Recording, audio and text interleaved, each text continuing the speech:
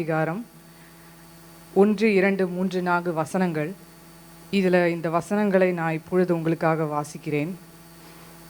இவைகளுக்கு பின்பு கர்த்தர் வேறே 70 பேரை நியமித்து தாம் போகும் சகல பட்டணங்களுக்கும் இடங்களுக்கும் அவர்களை தமக்கு முன்னே 2 பேராக அனுப்பினார்.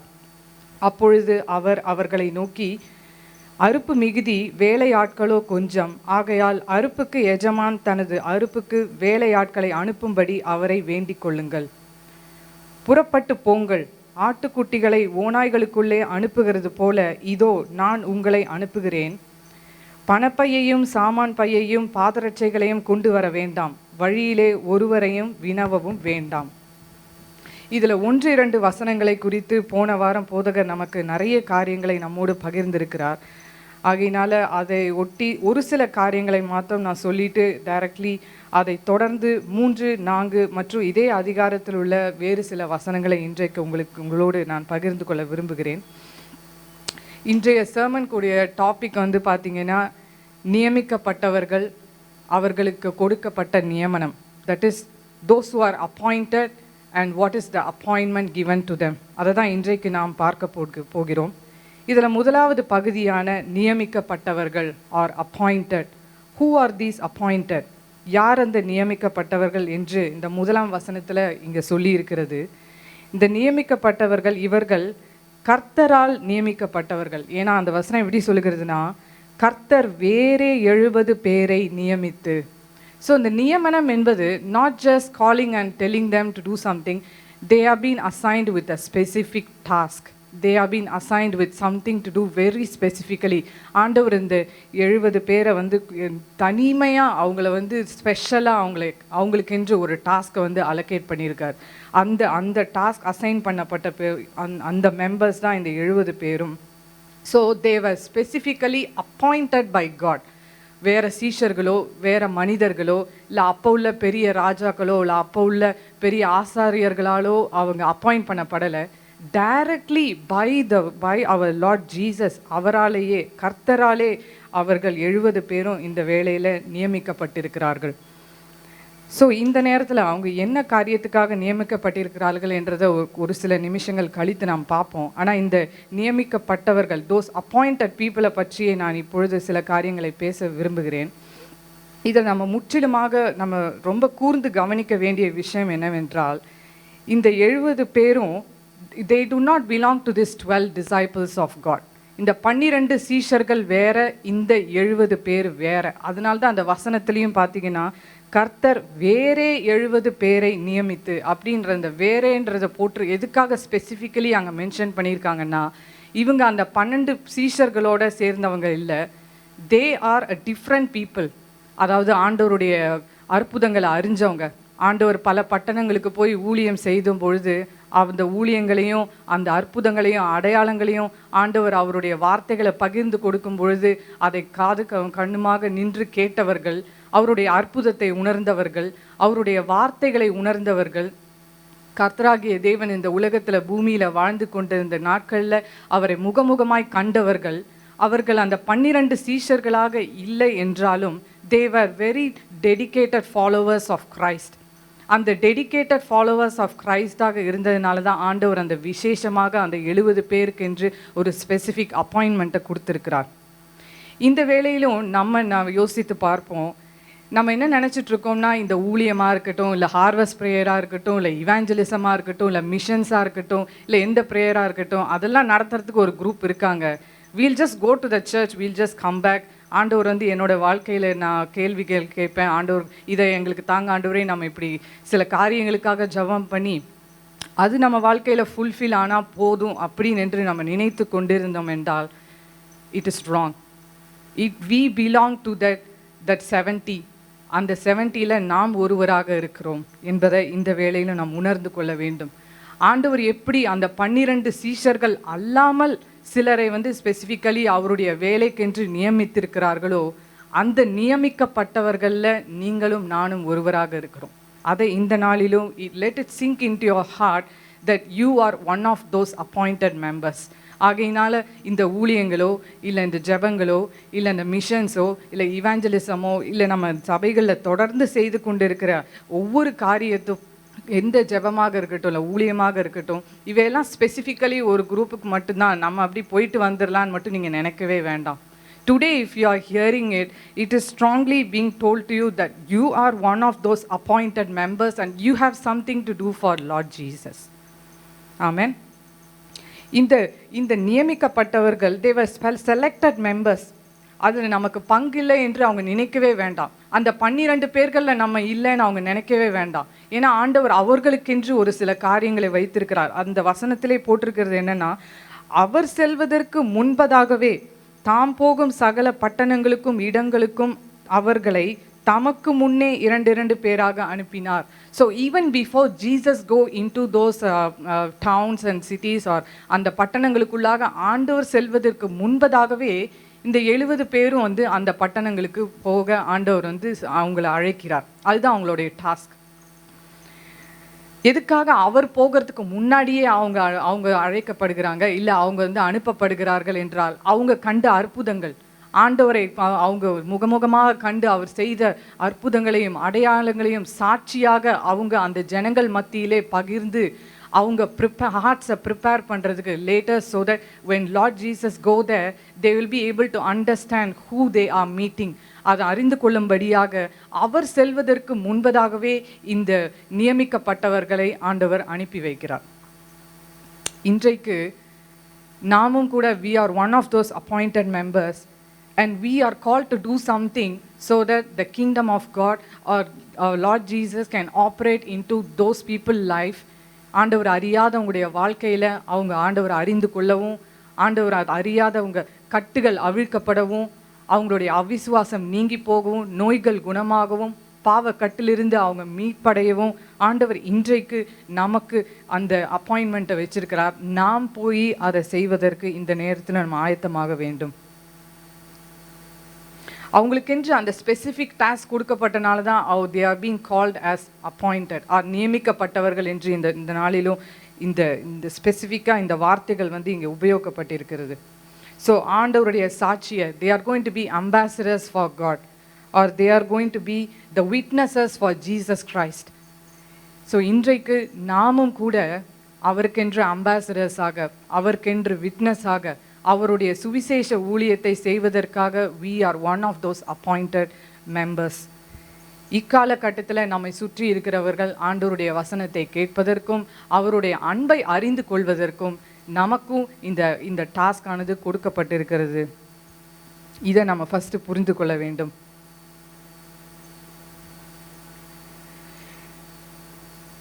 அடுத்ததாக இந்த 3ஆம் வசனத்தில் உள்ள காரியங்களை நாங்கள் 2ஆம் வசனத்தை நான் ஒரு விஷயம் உங்களுக்காக படிக்கிறேன். அப்பொழுது அவர் அவர்களை நோக்கி, அறுப்பு மிகுதி, வேலையாட்களோ கொஞ்சம், ஆகையால் அறுப்புக்கு எஜமான் தமது அறுப்புக்கு வேலையாட்களை அனுப்பும்படி அவர்களை வேண்டிக் கொள்ளுங்கள். இது ஆண்டவர் வந்து அந்த 70 பேருக்கு விசேஷமாக சொல்லுகிற வார்த்தையாக இருக்கிறது. இதில் தான் அந்த காரியம் அடங்கி இருக்கு. So now you all know that you are one of those appointed members. But நம்ம என்ன செய்ய வேண்டும்? What are you appointed for? What are you trying to do? நம்ம என்ன செய்ய வேண்டும்? இல்லை நம்ம உலகத்துக்குள்ளாக ஆண்டவருடைய ஊழியங்களை செய்ய போகும்போதோ, இல்லை சுவிசேஷத்தை சொல்ல போகும்போதோ நமக்காக என்ன எக்ஸ்பெக்ட் பண்ண முடியும்? What are you going to expect? நமக்கான நியமனங்கள் என்ன என்பதை தான் இந்த வேளையில் இந்த 2, 3, 4 வசனங்களில் எழுதப்பட்டிருக்கிறது. அதில் இந்த 2ஆம் வசனத்தில் போட்டிருக்கிறது பார்த்துருக்கிறீங்கன்னா, அறுப்புக்கு வேலையாட்கள் அனுப்பும்படி அவரை வேண்டிக் கொள்ளுங்கள். ஏன்னா வேலையாட்களோ கொஞ்சம், அறுப்பு மிகுதியாக இருக்கிறது. இப்பொழுதே நம்ம வந்து ஒரு ரேஷியோ பார்ப்போமே. நம்ம வேலை இடங்களாக இருக்கலாம், இல்லை நம்ம தங்கும் ஸ்தலம், நம்ம இருக்கின்ற இடத்துல ஆண்டவரை அறிந்தவர்கள், ஆண்டவரை அறியாதவர்கள் என்று நம்ம நம்பர் போட்டோம்னா, how many of them we know that who have understood Lord and who have accepted him as a savior? How many of them who don't know Lord and who have not heard about him at all? இப்படி நம்ம ஒரு கணக்கு எடுத்து பார்த்தோம்னா we know already very well that ஆண்டவரை அறியாதவங்க ஏகப்பட்ட பேர் இருக்காங்க. ஆண்டவரை அறிந்த ஜனங்கள், அவரை தெரிந்து சொந்த இரட்சகராக ஏற்றுக்கொண்ட ஜனமும் கொஞ்சமாக தான் இருக்காங்க, நமக்கு ஆல்ரெடி தெரியும். ஸோ ஏற்கனவே கொஞ்சம் பேர் தான் இருக்காங்க. ஏராளமான பேர் ஆண்டவர் அறியாதவங்களாக இருக்கும் பட்சத்தில் அவங்கள ஆண்டவருக்குள்ளாக கொண்டு வரும்படியான ஊழியத்துக்கு தான் நாம் செல்கிறோம். So it is not a easy job. அது கண்டிப்பாக ஈஸியான வேலையே இல்லை. அதை தான் இந்த வசனம் சொல்லுகிறது. It is going to be taxing or it will be difficult. இது நிஜமாலும் ஒரு ஈஸியான வேலை. நம்ம போய் ஆண்டவர் பற்றி அவங்கள்ட்ட சொல்லிட்டோம், அதோட வந்துட்டோம் அப்படி என்று நம்ம நின்று விட முடியாது. It will be difficult. ஏன்னா அந்த ratio it's a very big imbalance there. ஆண்டவரை அறிந்தவர்கள்னு பார்த்தா சொற்பமான பேர் தான். ஆண்டவரை அறியாத ஜனங்கள், பாவத்தில் மரித்து கொண்டிருக்கிற ஜனங்கள், ஆண்டவரை அறியாமல் சூசைட் மற்றும் ஏராளமான காரியங்களில் சத்ரு வந்து எவனை விழுங்கலாமோ என்று அலைந்து திரிகிறான் என்று வசனம் சொல்லுகிறது. ஸோ ஒரு நாளும் பல பல புதிய நோய்களினால் அவருடைய ராஜ்யத்தைக்கு வர முடியாமல் மடிந்து போகின்ற ஆத்துமாக்கள் இந்த நாட்களில் ஏராளமாக இருக்கிறது. அதுலேயும் அந்த வார்த்தை எப்படி போட்டிருக்குன்னா, அறுப்பு மிகுதி. அறுப்பு, அந்த அறுப்புன்ற எது எப்போ சொல்வாங்கன்னா, ஒன்லி அந்த கிராப்ஸ் எல்லாம் விளைஞ்சு எல்லாம் இருக்குது, ரெடியாக இருக்குது. இனி நம்ம போய் அறுத்து அந்த மற்ற ப்ராசஸ்க்கு தான் கொண்டு போக வேண்டும். இனி அது விளையறதுக்கு ஒன்றுமே இல்லை. இன்னும் கொஞ்ச நாள் நம்மளை அறுக்காமல் விட்டோம்னா it will fall down on the ground and it will tie.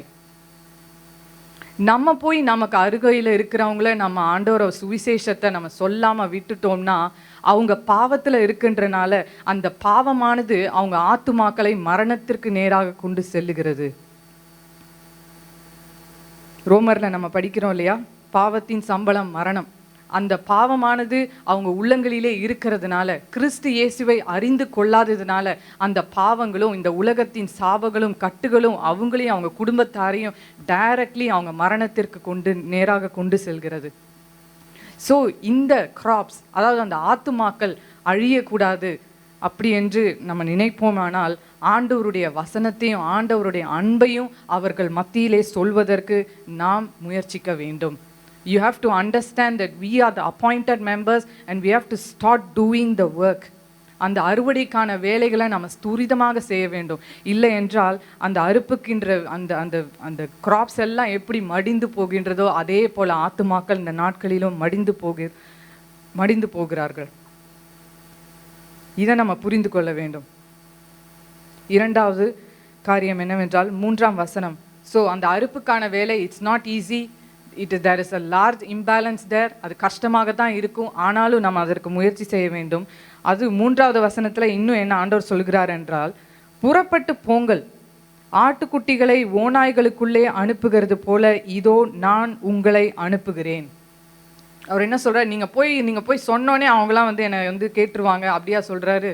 இல்லை, ஆட்டுக்குட்டிகளை ஓநாய்களுக்கு மத்தியில் அனுப்புறது போல நான் உங்களை அனுப்புகிறேன். It is a dangerous work. ஏன்னா ஆட்டுக்குட்டி ஓநாய்க்கு மத்தியில் போகும்போது அந்த ஓநாய் வந்து சும்மா விட்டு வைக்குமா? ஆட்டுக்குட்டி வந்து புராண்டி அது ஒரு இது வழி பண்ணிடும் இல்லையா? அது போலத்தான் கர்த்தராகிய தேவன் நம்ம இந்த நாட்களிலும் ஜனங்கள் மத்தியில் அவருடைய வசனத்தை சொல்வதற்கும் அறுவடை செய்கின்ற காரியத்துக்கும் நம்மை அனுப்புகிறார்.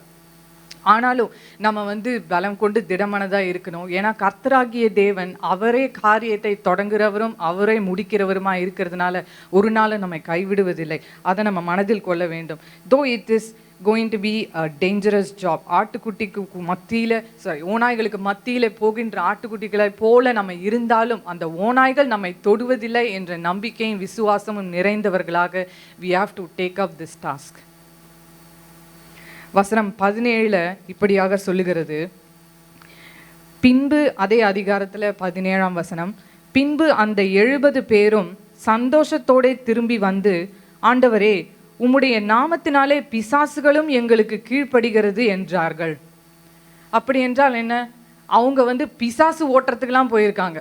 So they just didn't go pray, ஆண்டவரே இவங்களோட கஷ்டம் நீங்கி போகணும், இவங்க ஃபேமிலியில் எல்லாம் நல்லா இருக்கணும் அப்படின்னு சொல்லிட்டு அப்படி எஸ்கேப் ஆகல. அந்த வீட்டில் இருந்த பிசாசுகளை ஓட்டினார்கள். So they were fighting demons. இந்த நாளில் நம்ம ஒரு டீமனை பற்றி பேசணுன்னாலே நிறைய பேருக்கு இங்கே நம்ம சபையிலே இருந்தாலும் நமக்கு பயம் வந்துடும். So how many of us are ready to go and pray for other people to cast out demons in the name of Lord Jesus Christ? அந்த ஓநாய்களெல்லாம் நம்ம ஆண்டவரை பற்றின வசனங்களை சொல்லும் போது they might not listen to our words at all. நம்ம வார்த்தைகளை அவங்க மதிக்காமல் போகலாம், நம்ம விசுவாசத்தை அவங்க கேலி செய்யலாம். இல்லை நம்ம பரிசுத்தத்தை வந்து அவங்க ஏளனமாக பார்க்கலாம், பைத்தியக்காரன் என்று நம்ம சொல்லலாம். ஆனாலும் அது எல்லாவற்றையும் மீறி அந்த ஓநாய்களுக்கு மத்தியில் ஆட்டுக்குட்டி போல நம்ம போய் ஆண்டவருடைய வசனத்தை சொல்லி அந்த ஜனங்களை நம்ம ஆண்டவருக்குள்ளாக திருப்பறதுக்கு are we ready? Are we committed for God? There's something called as peer pressure. இந்த நாட்களிலும் நான் பார்க்கிறேன், பல நேரங்களில் என்னையும் கூட அது ஒரு சில நேரம் ஆட்டி வச்சிருக்குது.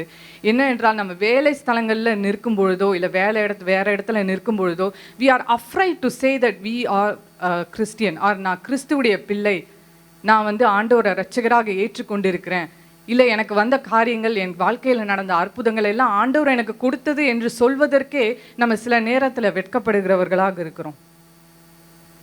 ஸோ வி டோன்ட் ஷோ நம்ம ஆண்டவருடைய டெஸ்டிமனியாக வாழாமல் we hide. Oh it just happen, நான் ட்ரை பண்ணேன் அப்படியே வந்துருச்சு, இப்படியெல்லாம் நம்ம நிறைய பேர்கிட்ட சொல்லியிருக்கோம். நான் முன்னாடி சொல்லியிருக்கேன், அப்புறம் ஆண்டவர் எனக்கு ஒரு நாள் வெளிப்படுத்தினார், நான் செய்த காரியங்களை நீ பண்ண மாதிரி சொல்லிக்கிறேன்னு சொல்லி ஒரு சில காரியங்களில் எனக்கு ரொம்ப கண்டிப்பாக பேசினதுக்கப்புறம் யார் இருந்தாலும் then I was not afraid to say or ashamed to say that ஆண்டவர் தான் என் வாழ்க்கையில் இந்த காரியங்களை பண்ணார், இந்த காரியத்திலேருந்து ஆண்டவர் எனக்கு மீட்பை கொடுத்தார். இந்த சாட்சியை பிறருக்கு நம்ம சொல்லும் பொழுது அவங்க வந்து நம்ம பார்க்குற விதம் வேணா வந்து என்ன வேணுமோ சொல்கிறான், ஏதோ சம்மந்தம் இல்லாத பேசுகிறான், அப்படி நம்மளை பைத்தியக்காரர்கள் போல நினைக்கலாம். நம்ம விசுவாசத்தை இந்த நாட்களில் இந்த இவ்வளோ டெக்னாலஜி வளர்ந்த காலங்களில் இவ்வளோ ஸ்டூப்பிடான நீ வந்து திங்கிங்கில் இருக்க, இப்படியெல்லாம் நம்மளை சொல்லலாம். நம்முடைய விசுவாசத்தை பலகீனப்படுத்துகின்ற வார்த்தைகளை அவர்கள் உபயோகிக்கலாம். ஸோ இந்த நாட்கள் இந்த ஓனா என்றது they are not going to come and torture us with different problem. ஆனால் நம்ம விசுவாசத்தை பலகீனப்படுத்தி நம்ம ஆண்டவருக்குள்ளாக வாழ முடியாமல் நம்ம விலகி நிற்கும்படியாக அவங்க செஞ்சுட்டாலே நம்ம வந்து அந்த ஓநாய்களால் கடிக்கப்பட்டு விட்டோம், ஓநாய்களால் ஏமாந்து விட்டோம் என்று அர்த்தம். ஸோ இந்த நாளிலும் லெட் அஸ் அனலைஸ் ourselves. எங்கெல்லாம் இந்த ஓநாயோட தந்திரத்தினால, ஓநாயோட பல வீரிய செயல்களினால நம்முடைய கிறிஸ்துவின் சுபாவங்களை நாம் விட்டு கொடுத்து காம்ப்ரமைஸ் ஆகிட்டோம். ஒரு கேதரிங் வந்துச்சா, it's not a problem at all you know அப்படின்னு சொல்லி ஒரு கேதரிங்கில் போய் நம்ம அவர்களோடு சேர்ந்து இந்த உலகத்து காரியங்களை நம்ம நிற்கும் பொழுது அந்த பியர் ப்ரெஷரில் how are we going to differentiate ourselves? அந்த ஓநாய்கள் நம்ம வந்து நம்ம ஆண்டவர் சமூகத்திலிருந்து நம்மை தள்ளிவிடாதபடிக்கு நாம் எவ்வாறாக நாம் பாதுகாத்து கொள்ள போகிறோம்? அங்கே நமக்கு ஞானம் தேவை. இந்த ஊழியத்துக்கு தான் ஆண்டவர் இந்த நாளிலும் இந்த அப்பாயிண்டட் மெம்பர்ஸ் அழைத்து கொண்டிருக்கிறார்.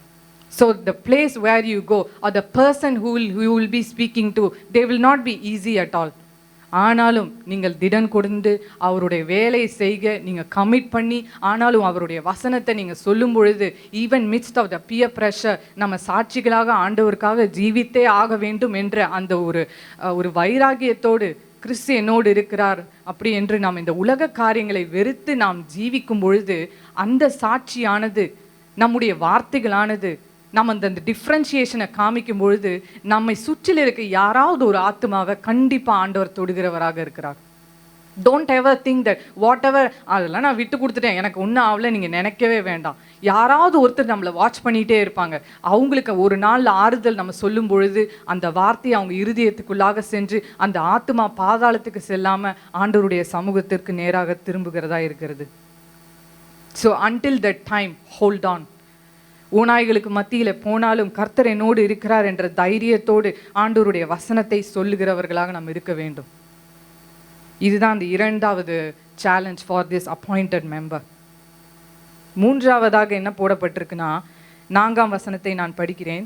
பணப்பையையும் சாமான் பையையும் பாதரட்சைகளையும் கொண்டு போக வேண்டாம், வழியிலே ஒருவரையும் வினவவும் வேண்டாம்.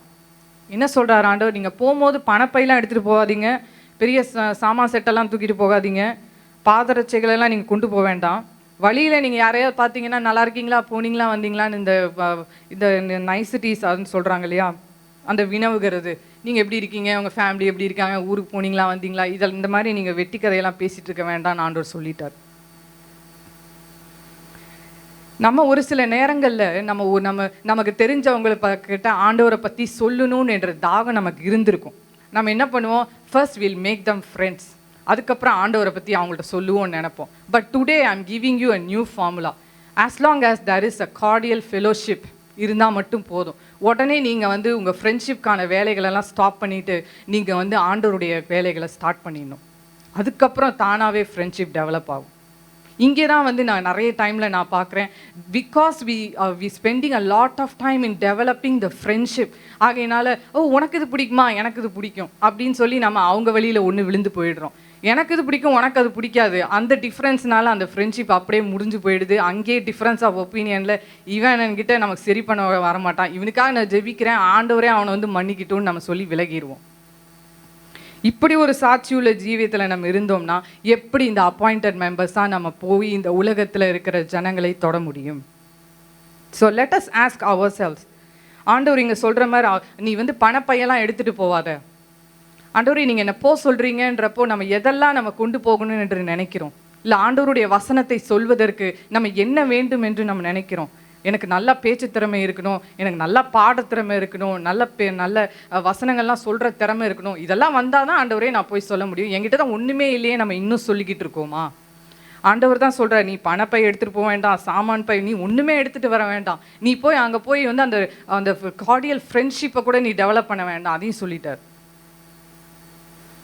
So you first go there. as long as you have a fellowship, you start speaking to them the word. நீங்கள் வந்து அதுக்கப்புறம் வந்து நீங்கள் அவர் டைரெக்டாகவே சொல்கிறார், நீங்கள் வழியிலே ஒருவரையும் வினவும் வேண்டாம், டோன்ட் வேஸ்ட் டைம். அதுதான் ஆண்டவர் ஸ்ட்ரெயிட்டாகவே நமக்கு சொல்கிற காரியமாக இருக்கிறது. அது இன்னொன்று என்னென்னா, இது என்ன குறிக்குது என்றால், இது ஒரு அவசரமான வேலை. we don't have time to pick up everything. நீங்கள் ஃப்ரெண்ட்ஷிப்பை டெவலப் பண்ணி அதுக்கப்புறம் 4 மாதத்துக்கு அப்புறம் ஆண்டவரை பற்றி சொல்கிறதுக்கெலாம் இங்கே டைமே இல்லை. அதனால தான் ஆண்டவர் வந்து அந்த God doesn't mean that we do not have any fellowship with others, but அவர் சொல்லுகிறது என்னவென்றால், you give priority to God's work first rather than your own wishes with the other person. So the priority-யை தான் ஆண்டவர் இங்கே குறிப்பிடுகிறார், because it is a very urgent work.